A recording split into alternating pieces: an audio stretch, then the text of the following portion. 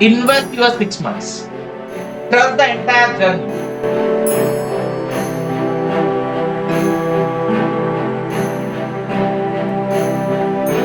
Trust the material and trust the classes.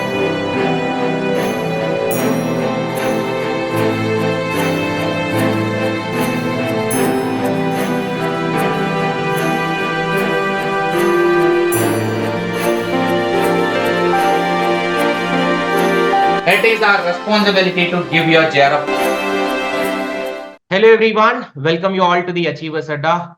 So as part of the UGC NET December 2023 Topper Talk series, now today with our another topper who qualified for the JRF in Commerce with a 184 marks out of 300, and in paper 1 she secured a 60 marks, that is 30 questions correct. In paper 2 124. I think this is in paper 2 she is the highest, I believe as of now, even though those who got 198 and 190 are 200 marks, still they in paper 2 they can't able to get 124. So I think she made it that one. And 62 questions, 124 means 62 questions, she made it correct in paper 2. Where others are lacking, she made it a powerful victory in paper 2, I think. So we are going to interact with Palak Srivastava, and she is not just a JRF, she is working as academic counselor in IM also.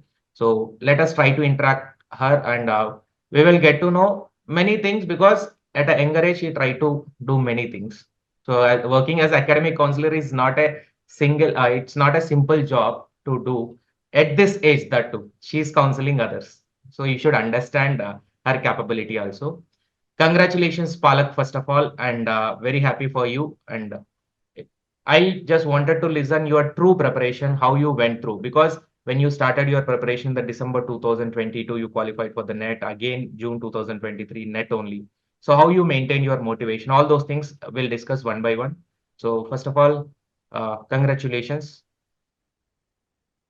Thank you, sir. Thank you. So, Thank you for giving me this opportunity. Yes. hmm. So first of all, if I can ask you the question related to the paper two score, that's a main target point for me, for others also, because everybody is complaining that paper 2 is getting very, very tough, every attempt by Yes, attempt. sir. So How you tackled it? yes, sir. I also felt that this year's paper, this attempts paper was difficult compared to previous ones. But sir, this year my strategy was different in the sense that in last two attempts I was securing less in paper two only. So this year, this time I had decided that I will focus a lot on paper two. So this time I studied a lot in paper two. I learned a lot of, like, from your notes only. I learned a lot of facts and everything that needed to be done. I practiced a lot of PYQs, and I think yes, this is one advantage of your PYQs, that you just don't tell the answer. You also tell the reason for that answer. So we don't have to look for explanation on internet. So it saves our time. So I used that. So I focused a lot on paper two. I studied every subject thoroughly. This time now I decided that whatever subjects scare me, like statistics was scaring me a lot, and I was very scared of income tax. Hmm. So I studied them like every day. I thought that I will do the hard work in the morning. I will not let myself overthink, and I would study the subjects that scared me for from previous two attempts. So that I focused on a lot on them. I Even though in exam I felt that the level is going very hard, Hmm. but I kept, like, I maintained my composure, and I attempted the paper properly. I didn't leave any questions, so at the end it worked out. So, as you are telling, you have done everything for the paper 2 more this time. As compared to the Yes. previous two attempts when you qualified only NET, what extra things you have added in your preparation? Sir, in compared to previous two attempts, was that first is the mindset. So I worked on my mindset in earlier two attempts. If some subject scared me, I ignored it, and I knew I was ignoring it.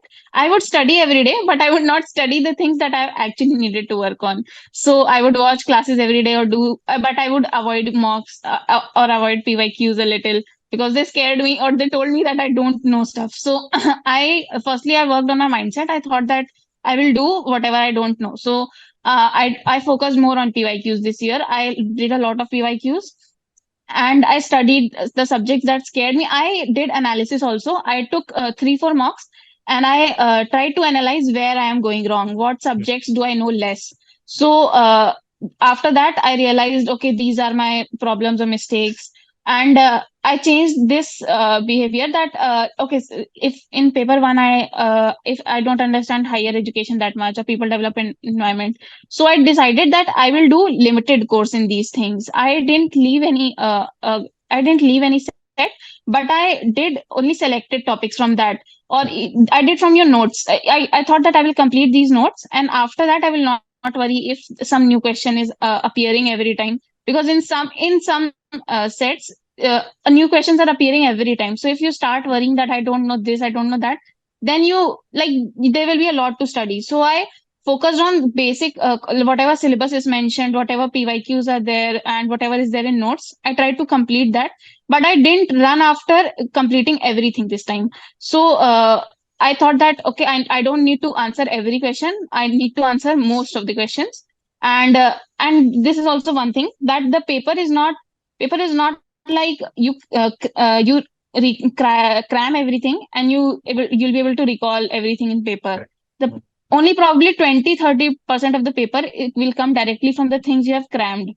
Otherwise it's like you have to use your brain, like you have to relate things, you have to probably something related to that, you have to implement that knowledge and solve those questions. So this paper is that way, you have to improve your thinking skills. So yes, so I worked on that. When I did pyqs now, I tried to relate, okay, from where do I know this, from where do I know that. Probably indirectly I've studied somewhere in notes. I can eliminate two options because I know the meaning of two.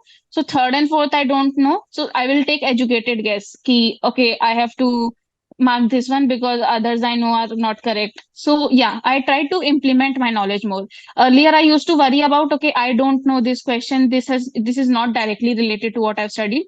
But somehow there is a way to eliminate the options, there's a way to do questions in a better educated way.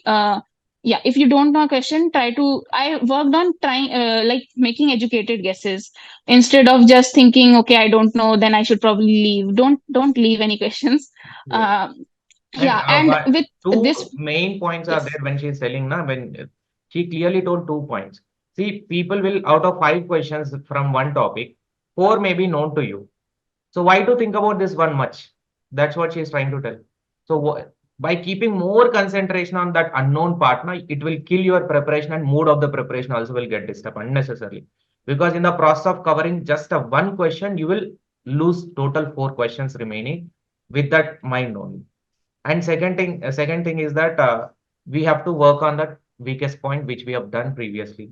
Those areas, and instead of leaving entirely, we have to cover at least the overview of that unit. So in paper one, she has done that Yes, only. She don't want to read yes. that in the first 2 attempts, but later she worked upon. At least to get an overview that will fetch up more average marks. Now because Yes, of the yes, yes. average mark only, And she is now in a JRF. I would like to add this point that if you have given some attempts, 1 or 2 attempts, whatever number of attempts you have given, make a list. I made a list of what all mistakes I did in my attempt. I made like I probably have not practiced enough MCQs, or if I've not done enough mocks, I've not analyzed my strength and weakness. So I after this attempt, now I made a list. Okay, this is what I'm not doing, so I need to work on this. So after that, I used to try to do those things every day. So that helped me a lot if you make point wise notes now, okay, these are the 4 things that I need to focus on, and you have some clarity when you write it down, so you can do that. So yes, when you are telling about writing down, I have another question from you. So what do you suggest? What you have done about the note making while listening to the classes? Do you used to make it? People generally ask this question. So do we need to make a notes while listening to the classes? Do we need to make a notes apart from the PDF? Or whatever is there in the PDF, we should write it again. Or else from the previous year question, how to make a notes. So what do you suggest and how you have done? So if I would say that if someone is studying from you, the best way is to study from PDF. And if some important, so if you feel that okay, this is not written, or this is I am missing something, or if you find something new in PYQ and you want to list it, but in most of the cases you keep updating PDF, so it's there only. So I make notes in those cases, or if I want to make very short points of something, then I will make it. But in most of the subjects, I have only relied on PDF, and I think it also depends on person's reading ability from screen. Like I have a very good reading. I can study for hours on screen. So this was very. I would like reduce the brightness and study for hours. So I could study from your PDF, and I only made notes of things that probably I thought that to like to put it in my own words, or to if write it in a way that I will understand very fast. But you like your notes have this very good thing that everything is in charts and columns, so it's very easy to recall and remember, so I would always use that. So I made notes of some things if I wanted to think that okay, I will recall this better in this way.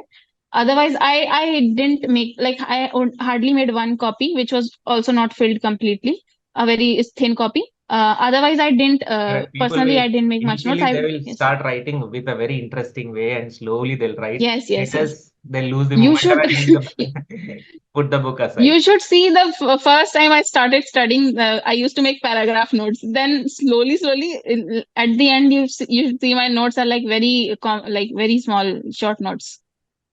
You have developed. I You have six, developed. You 7 pages. understood Yes. what to mention, what not to mention. You have Yeah, understood. yeah. Yeah. So you would also yeah, this thing also is there, that you, when you're teaching, you just mention that this you just need to know, or this you need to remember. This comes or this does not come. So you, while teaching, you mention these things. So if I am looking at a PDF and I'm looking at a lot of probably conferences or something, so you just say, you just know this, don't read this, or don't try to remember, because so then we get some clarity while studying also, that in how much depth we have to cover this topic. Mm. So that helps. That also helps. Yes.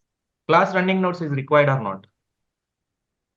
Class running notes. No, I never made, sir. Like if I felt that if some unknown topic is there, what I used to do, I used to see your class, and then I used to compare it from notes. If it is there, then it's okay. If if something new is coming, or if something you're saying that is not in notes, and I feel that I need to understand or note this, then I write it down. Otherwise, I don't. I always watch your classes like in recording, and at 2x speed. Because everybody thinks that I'll go very slow. I should keep in mind all the students, na? That's why. No other option. I need to go slow. No. It's that's not the point. Like I feel like I cover it at my own speed. Na, that is the point of it. For someone at live classes work, they can do that, because live classes mate also builds accountability. Na, you're present every day. You have to do class every day. Then if you have problem developing accountability, then you can sit every day at a specific time and do the class. If you are motivated and you are able to study anytime on your own, then you can do recorded classes. Yes, true. Those who are escaping recording also, please listen to her. You should have accountability for yourself. Chalo, you are not attending the live class. That is okay, fine. When you are missing the recording, na, you should not miss your accountability. Your self Yes. answer You have also to should be be. there. Self answer, because why to Yeah. purchase the course? Then don't purchase unnecessarily. Why to purchase the courses? Why to sit for the classes? Like it is giving an impression that putting a lot of money and wasting. So it's a waste of money total, Yes. unnecessarily. When you can't even complete Yeah. the classes, what is the fun of buying it? Anywhere, it's not our Yes. platform or any platform you take it. Being an aspirant, when you are taking a paid coaching, you should use it effectively. If you are not going to use it, don't buy it at all. And That's Palak, true. one more thing.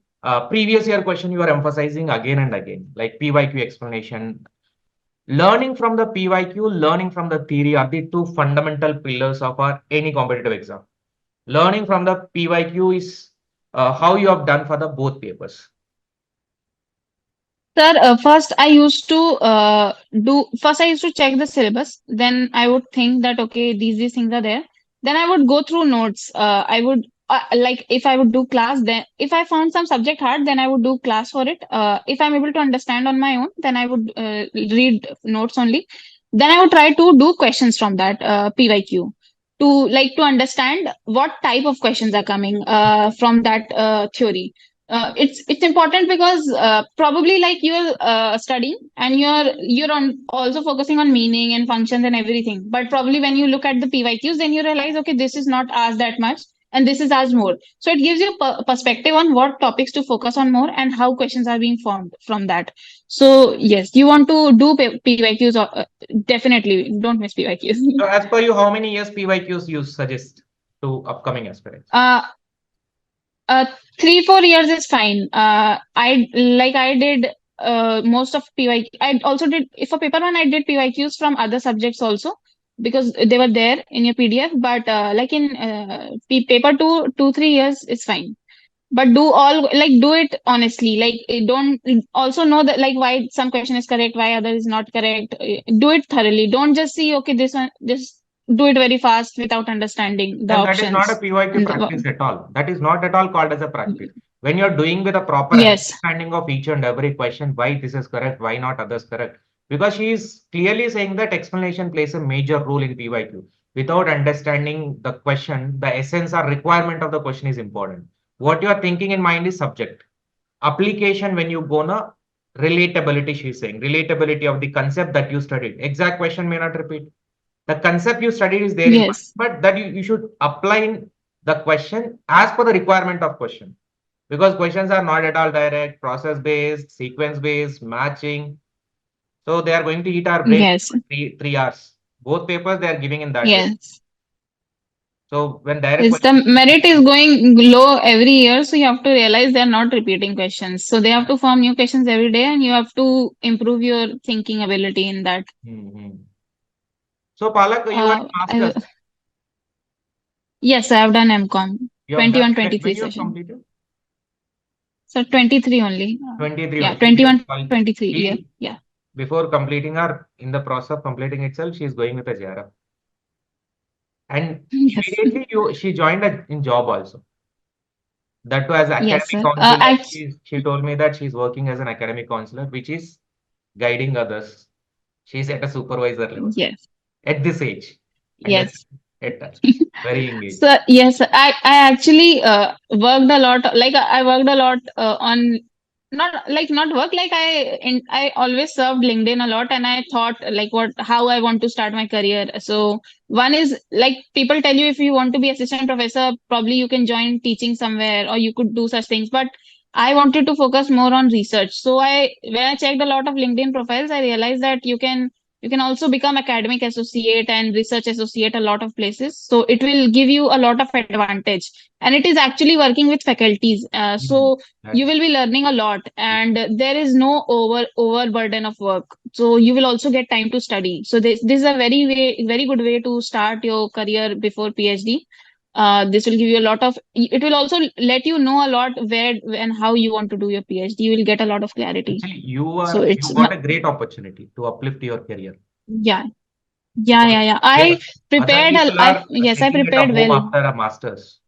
Sitting at a home after Yes, a yes, master, thinking 1 year, 2 year, wasting a time on the preparation. Again, because she started preparation in her MCOM itself. Immediately, without even second thought, she is searching for the LinkedIn. Do you know the how? Some people even don't know how to use the LinkedIn for the connectivity. It's a professional connectivity platform where we can connect to the people. Somewhere the girl sitting, Palak from Uttar Pradesh, how she got placed in IM Kozhikode as a counselor. The connectivity she at this level at her within whatever the zone that she prepared and in doing masters from there to north to south total drastical. yes, sir. Yes, sir. How you are experiencing your job? Sir, it is very nice. People, like, if you get placed in research or academic associate in good institutions, you will feel the change of culture. Like, there is very nice work culture, and everyone is very nice. They are very supportive, and they will help you. And there will be also, like, the job will be challenging also for you. You will learn a lot. So it's very good exposure if you want to uplift your career. So you have to apply, prepare for interviews. If you can learn some software, then it will help you a lot in your PhD interviews also. And a lot of academic associates and research associates get their PhD in the college itself, where they are teaching or where they are working. They get research opportunities there only. So this is a good way to Yes. start your career. Chalo, coming back to the UGC NET preparation.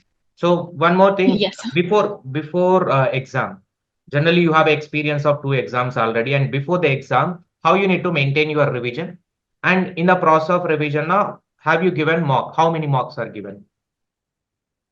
Sir, I have given 3-4 mocks, but I want to state this point like very clearly that the importance of mocks is increasing, because earlier the paper was there when you had half an hour to revise, but this time the paper is getting so difficult that you will not have time to solve questions even once. Forget revising your answers.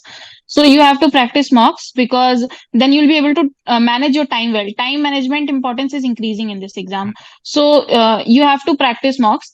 And you have to focus on your timings, how much time you're taking in reading comprehension, how much time you're taking in DI, and whether or not to leave a question.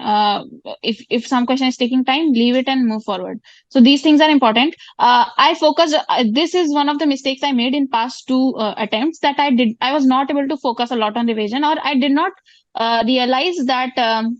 Okay, if I'm studying, that is okay, but how will I cover that much syllabus before 1 month of the exam? How will I prepare or revise?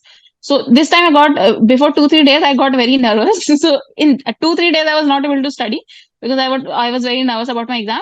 But before that I made a folder. I was very clear what I want to revise in the last month of exam. So I would collect all PDF, like I studied from PDFs mostly. So I would collect all PDFs in one document, and I would open them all in tabs, and I would go through them very fast. I allocated days. So, okay, 2 days may I have to complete these many PDFs.